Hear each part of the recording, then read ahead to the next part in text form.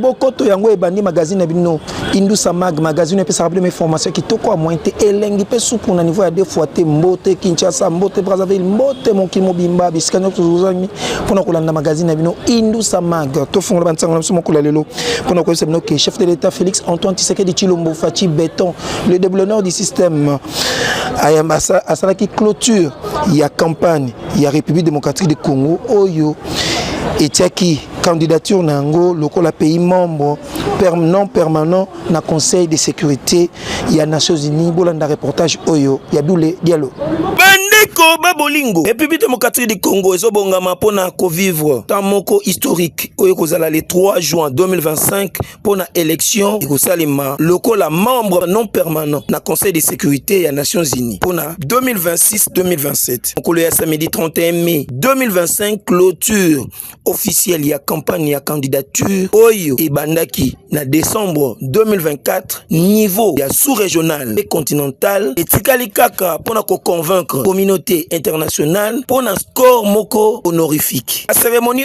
oyo esalamaki awa chef de l'état Félix Antoine Tshisekedi Tshilombo Fachi Béton le déblonneur du système alobelaki pona candidature oyo liboso ya ba personnalité ya ndenge na ndenge lokola ba chef ya ba corps constitué na ba diplomate oyo bazalaka awa na Kinshasa. Après plus de 30 ans oyo tozalaki absent na Conseil de sécurité République démocratique du Congo et signé retour na yango avec force impact na idéologie na yango na scène internationale ezali kambo ya sikate pour la République démocratique du Congo yango wana ezalaki rappel oyo ministre ya ba affaires étrangères yango azwaki maloba alobaki boye. L'ensemble de notre appareil diplomatique s'est mobilisé pour faire entendre la voix de la RDC, faire valoir la légitimité de notre candidature et tisser des alliances solides dans un esprit de coopération, de paix et de responsabilité.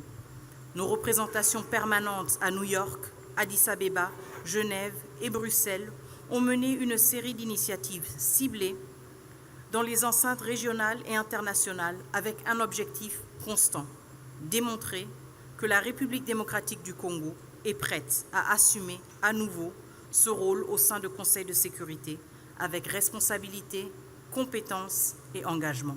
Ezalaki pe musala moko ya makasi oyo esalemaki awa na nzela ya guide oyo apesaki yango na chef de l'état etango azwaki maloba chef de l'état alobaki ke candidature oyo République démocratique du Congo ezali privilégié pe mission moko ya munene. Notre candidat au Conseil de sécurité, c'est bien plus qu'un privilège, c'est une mission.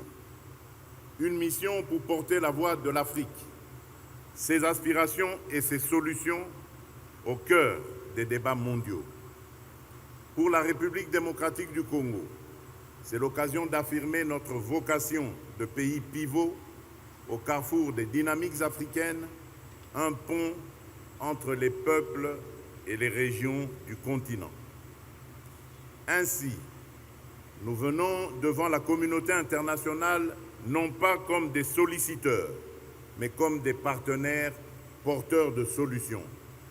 Solutions climatiques, solutions énergétiques, solutions de sécurité collective fondées sur l'expérience et la solidarité. Ndimela ngai ke na suite ya discours na ye président de la République a soutenaki candidature ya République démocratique du Congo alakisaki ke candidature oyo ya République démocratique du Congo ezali pona mboka oyo yebi prix ya paix pe agression na violation o kimia pe toyebi bien toyebi valeur pacifique na ndenge mosusu ezali tango ya kotia ordre na droit. Président de la République Félix Antoine Tshisekedi Tshilombo Fachi Béton le déblonneur du système na maloba na ye pe ezali mama na stratégie on a quoi accompagner candidature ya République démocratique du Congo lokola na gouvernance ya ressources naturelles, désarmement et démolisation, désarmement, démolisation et réinsertion, opération ya kovandisa imia, renforcement ya système ya sécurité collective, jeunesse, paix, démocratie et okani.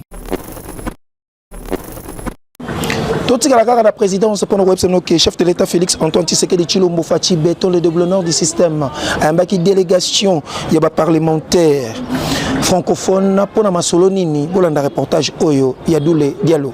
Ndeko ya Congo et sengeli koyeba que président de la République Félix Antoine Tshisekedi Tshilombo Fati Beton le déboulonneur du système ayambaki na audience mobange na délégation de parlementaire francophone oyo ekumamaki epai ya président ya Assemblée nationale ya République démocratique du Congo honorable Vital Kamerhe Lwakaningini le pacificateur jusqu'au bout ezalaki pona robeta masolo pona kimia ya République démocratique du Congo pe pona sous-région mobimba ya Afrique avec un partenaire idéologie na lisolo na bango alukaki osolola pona ko sala ba résolution ya makasi na lisolo na bango ezalaki pona kolakisa ba résolution oyo esi esalemaki depuis na Montréal kuna ezalaki adopté yango bayaki kotalisa pona koluka ndeni ni ya kotia kimia avec impact toujours na idéologie na suka na yango babimaki na audience président APF azanga malobate alobaki boyi.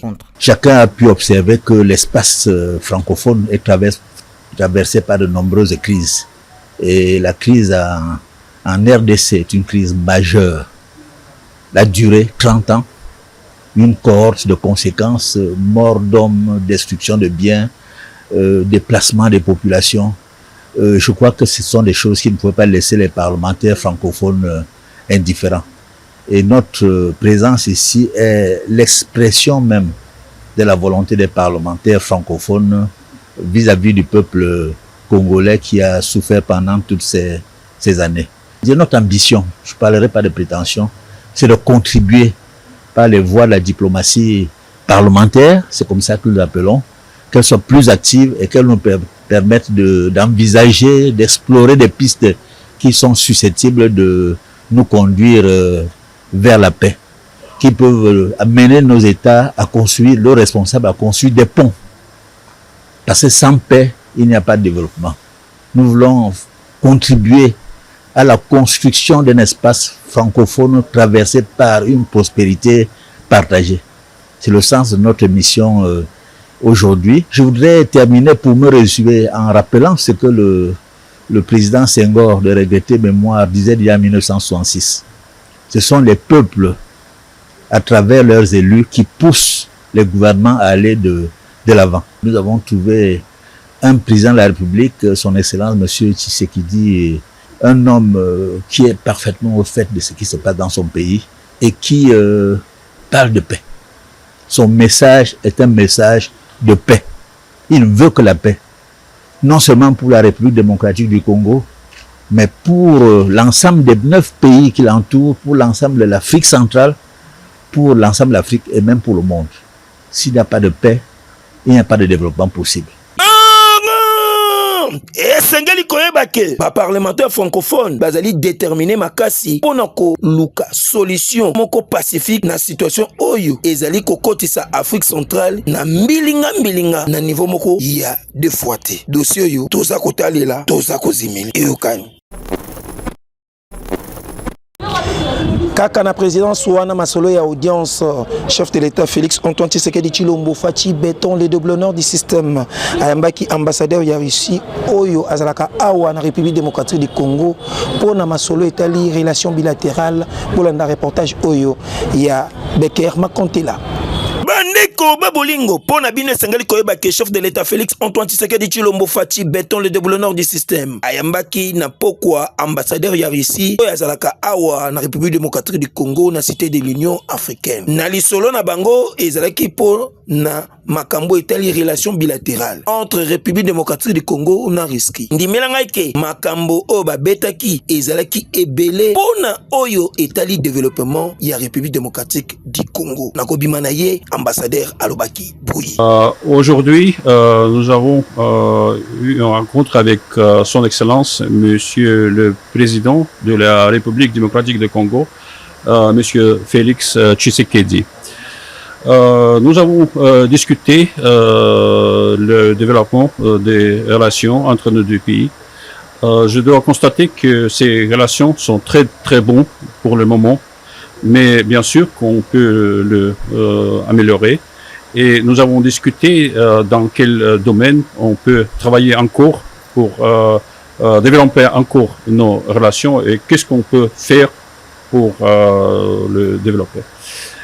Cette conversation était très utile, très ouverte, je pourrais même dire sincère. Et je crois que ce que nous avons discuté, c'est un orientir pour nos actions en futur. Ndimela ngai ke esengo ezalaki makasi pe ambassadeur asepelaki na niveau ya 2 fois te pona ndenge lisolo ndenge ezali kokendele pe ndenge kendelaki entre les deux pays ezali kitoko joli pour eko permettre que makambo ya développement ekende pena joli kitoko ndenge kaka ezalaka. Non, c'est trop fort. Kitoko joli à moins te. Na bantango mosusu esengeli koyeba ke bakangi bana oya miyibi to bakuluna oyo batekela bato bafone ya lokuta na Pascal wana na commune Masina. La police esali musala nango kitoko bakwei na bango bolanda reportage oyo ya Dadi Bilumbu l'élève du maître.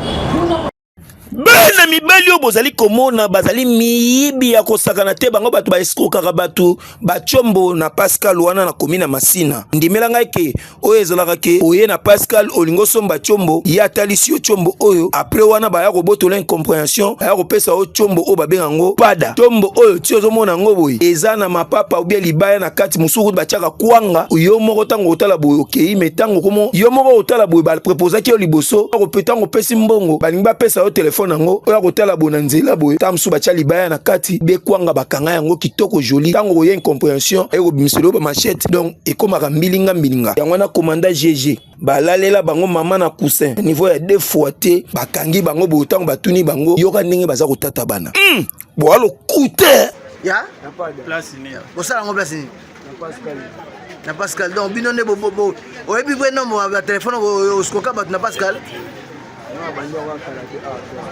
bano kalate siko lelo commandant Jacques Kangi oyebi ka kango na miti femisa bosalaka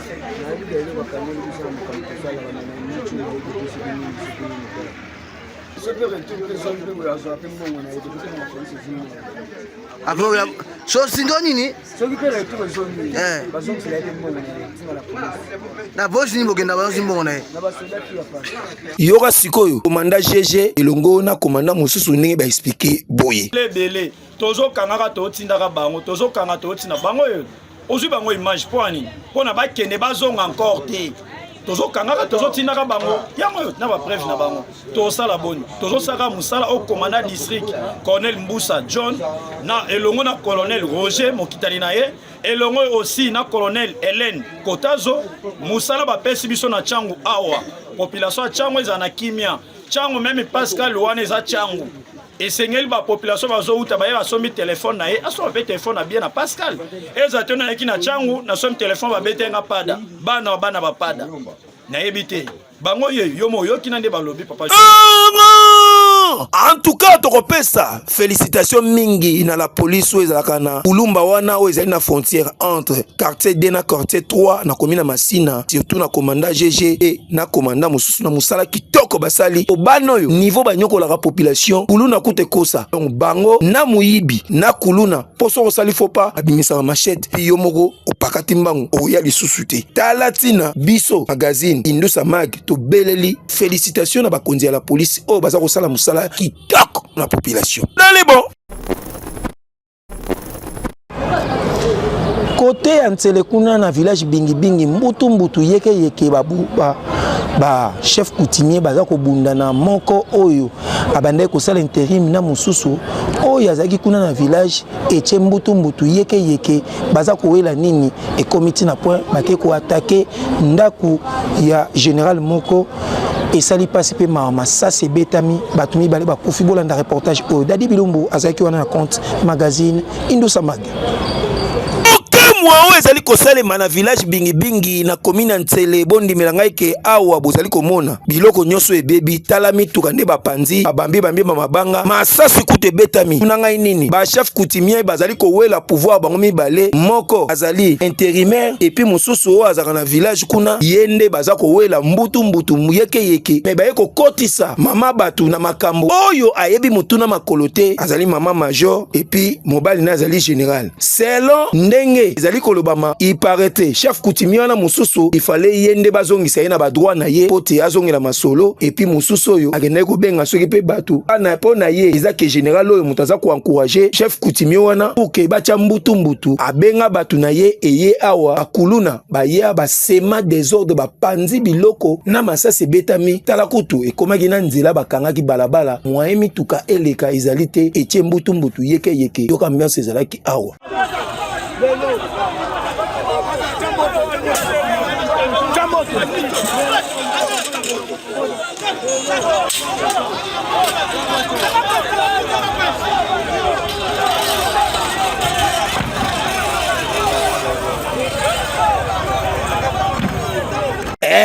Nyonso pona kolakisaka kewi eza pena show awa na village bingi kutu ye moko mama major azanga ye maloba te expliquaki boye fandaki kaka biso nyonso tu ndenge moko na bino tomonika ba mouvement na libanda kuna o chef o azaka a kala Platini azoya na village na moni ba mituka ya bato ya mboka baye batiango liboso na ngabi lelo nalalaki na loti ndoto bien te na koti na ndako.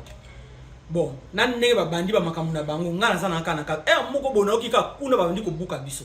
Babandi buka biso, balobi ke ngai lokola mobali na ngaza policier. Donc ba policier wana o bayaki, ba escortaki soki batu ba koti ya Platini, donc ye muta tindaki. Mbala mo babandi ko saccager biloko, bino mo bomwende ba pandi ba vitre, ba kiti nyonso biloko nyonso ba yibi ale ba yawa. Ba buki portail wana, ba koteli biso chance na kangaki awa po eza na ba antivol moye bakota ezate me bazo bamba mabanga tina kati ya ndako kuna mabanga ekoti bomo na ba makila le panzani mutabundisi population to ze bindivini babundisi population te batu ya wilinde batu babundisi nga yene mutatinde ninga bango wilinda tindi batu oui yene mutatinde ninga bango parce que baza bakuluna oyo tozo evre na bango na kati ya mboka oyo donc na kati ya mboka oyo bakuluna et puis avant na baba na nengo na baba na déjà otinde nga maluba mama général wana akomona nde to sala yi mama général ngana tuna bango ngana bino e problème nini naza mutekete makambo soki ya Platini na ya Willy etali biso te mais pourquoi okasi mobile nonde muta policier ba policier na bazo ya wana c'est que yende mutu azotinda bango message nini ya soko bisa ba konza mboka ngana zo bisa ba konza mboka bingi eza na kati ya Kinshasa eza na kati ya ville province ya Kinshasa ngai naza major mobile nanga aza général mais ndenge nini ba individu ba kuluna bazo ko menacer biso na mboka moko bo bazo menacer biso est-ce que justice na mboka justice ko zala te parce que pas ka ngai en dehors na ngai na kati ya mboka ona butu bato bakota te so koti boy il faut aboto lo biloko il faut ba beta en plein air donc bazo sala makambo moko boy muta ko lo baza plainte na so déposer sur nam plainte na ngai ngana zo ko no funda Platini na zo funda na Willy okay pourquoi bazo kota biso na makambo na bango ngai bayebisa ngai soki ngana za nani na kati ya makambo na bango na ufunda bango mibale merci beaucoup merci awa tokosenga penza na ministre provincial intérieur et sécurité et affaires coutumières aluka kotala likambo yo pe kozongisa bato bazali na badroit na bango surtout que il faut kosilisa likambo ya kuluna oyo na ba désordre nyonso oyo komi na makambo ya ba chef coutumier dossier yo a suivre kote kosa sointan tandeti ko kitoko te atabino moko toloba te pona matsolo yo toyoki ke bato mibale bakufi. Raymond agence ya solo o ezali ko sunga bato echelimino promotion Canada na $450 ya pamba oza mobimba na niveau ya 2 fois te bolanda reportage oyo ya Becker Makontela.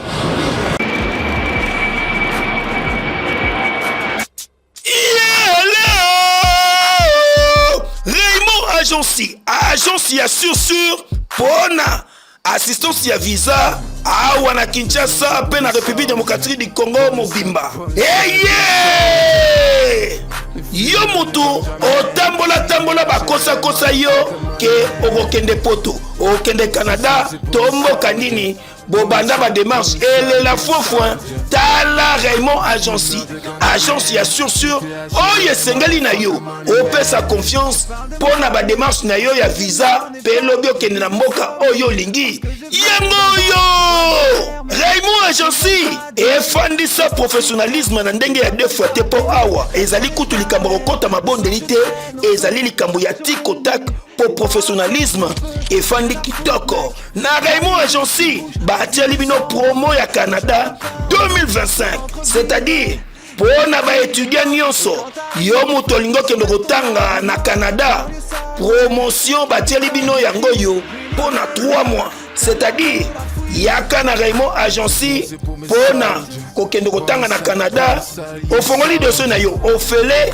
ba traité dossier no kitoko joli malembe pe tango zwi visa na suka nde ofuti mbongo na yo na ndenge ya 2 fois te po musala esalamaka kitoko awa wana ezali pona visa d'étude. Canada, Raymond Agency, merci, son billet là. Ok, avec son chef, toujours. Et c'est le départ. Merci beaucoup de nous faire confiance. Abigail, bon voyage. Merci beaucoup. Ok. Merci beaucoup l'agence Raymond, la confiance sur la PSA qui est à l'humour vraiment jusqu'au bout. Quand on dit que la bille sur la bande pour exécuter la confiance sur la PSA qui s'occupe bien de PSA en tout cas à la réussite la réussite.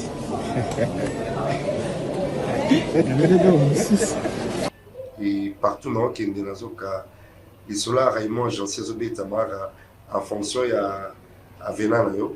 Mais il n'y a pas que moi dans l'histoire parce que tout le monde met la main dans la pâte. Effectivement, j'ai parlé d'un partenaire mon cours à Mounine et à Raymond Agency où il a été socialisé un dossier à un certain monsieur où il a soutenu un biseau Makassi puis. Oui, je veux dire, comment les outils maman Makassi?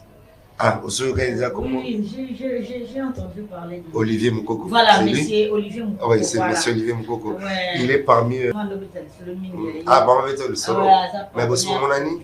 Non, pas encore. Lui là, c'est vraiment un partenaire privilégié. Il y a Raymond Agency. Donc, à chaque fois on a un dossier, un bureau là-haut. Il faut faire c'est ça qui est très bien. Il faut traiter ça. Et d'ailleurs, dans Raymond Agency, c'est la fiabilité, la sécurité ainsi que la rapidité. Hein? Effectivement. Voilà, Agence Moreau, tu vas dans la voie, je serai à Raymond Agency. Mais tu iras nulle part au côté de base à la structure Mourevada et puis organisée. Voilà. Ouais. Il y a une de nos clientes, interview au Tabundi, à combien à Kabamba, ce qui 222 et tout. Non. Moi, je lui dis, mais non. Je dois présenter pour vous matin. Voilà. Winner en face, voilà, Kabamba, ça s'étendait. Voilà. Tu es déjà dedans. Vous êtes déjà dans 4 alors, voilà. Merci beaucoup. Olingi okende Canada pona visa ya tourisme yebake awa na Raymond Agency bazali pe kosala yango kitoko na $450 ya pamba ozwi visa na yo ya Canada kitoko joli pona bato oyo balingi bakende na Europe visa Schengen awa na Raymond Agency bapuki mbongo banyefuli mbongo na $500 ya pamba ozwi visa na yo ya Schengen pe obeti otamboli mokili mobimba surtout na Europe wana awa na Raymond Agency escroquerie elekaka te lokuta elekaka te po nyonso ezali na professionnalisme pesa Raymond Agency omona ba résultat asepelisa yo na visa pe na nyonso kitoko awa na Raymond Agency bapesaka pe visa ya Turquie, Brésil, Chine, Dubaï, Afrique du Sud, Biélorussie pe na bamboka mosusu okozala mobimba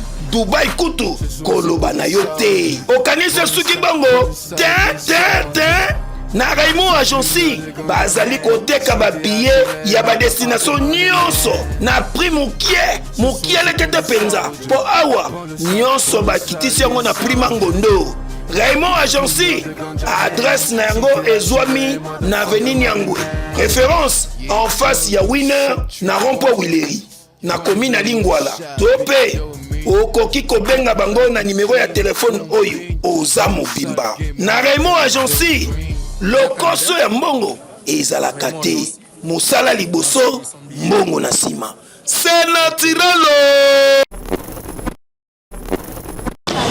ekoyinda mabe le 7 juin kuna na ING Arena pona mobange na concert ya Ferregola Jésus de Nyons kasi awa na Kinshasa bagolwa tout bakosangana pona kotala en direct ya concert ya Ferregola na chez Net na Kasavubu na Veni Force Egoïna Mabe bolanda sport oyo pona annonce na yango.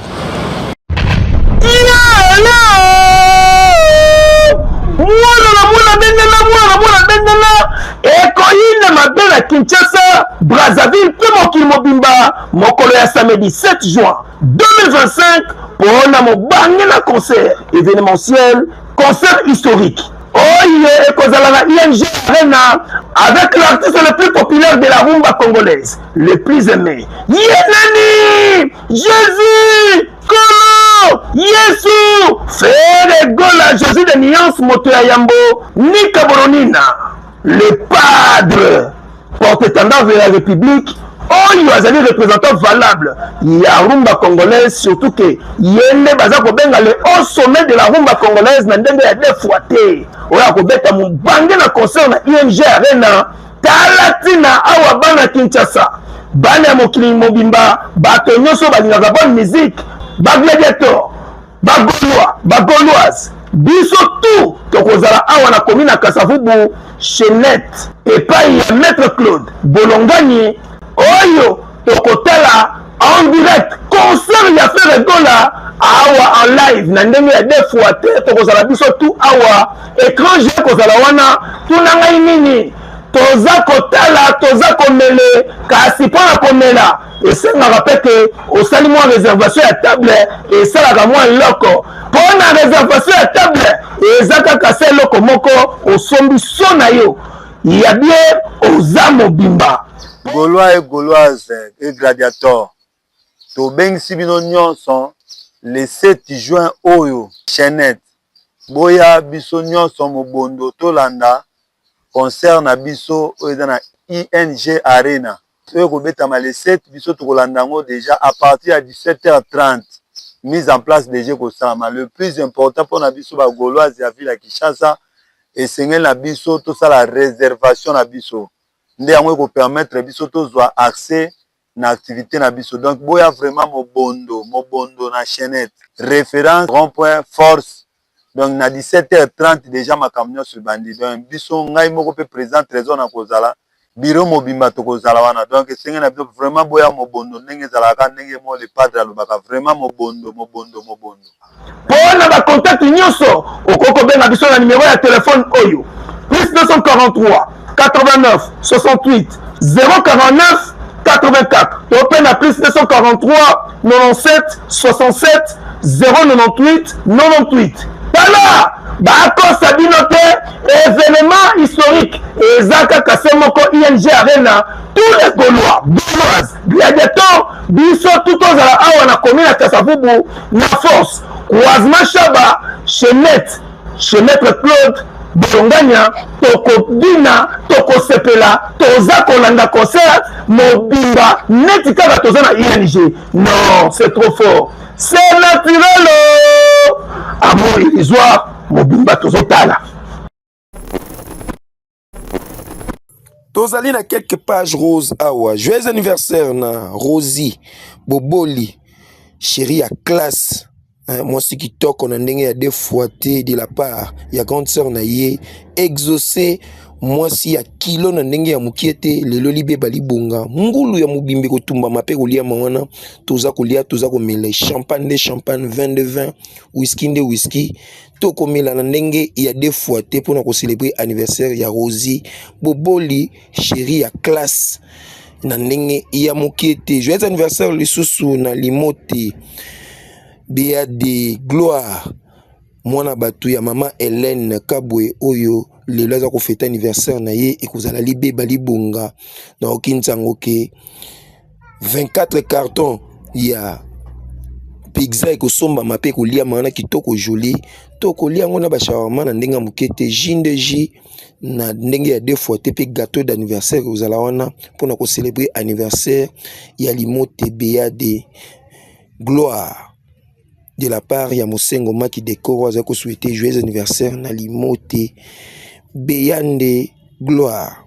Joyeux anniversaire les sous na Junior Mosengo le mignon garçon mwana bato ya malamu kitoko joli a mointe balobi liloli be bali bonga pizza nde pizza to tokoliango toza komela na ba jus et puis toko célébrer kitoko gâteau d'anniversaire kozanga te pour célébrer anniversaire ya Junior Mosengo de la part ya Mosengo Maki Décor o azali ko souhaiter joyeux anniversaire na Junior Mosengo, joyeux anniversaire na Joséphine Konde balobi mwana mama Mwilu mwana batu ya papa Charles Konde lelo kozala deux fois te toza kolia toza komele ntaba ya mobimbe kotumba mape kolia mawana na 24 cartons ya poisson ya minene ya mbongo wana toza kolia toza kotumba 22 vin whisky de whisky champagne de champagne pour célébrer anniversaire ya Joséphine Konde. Joyeux anniversaire lisusu na mama Rose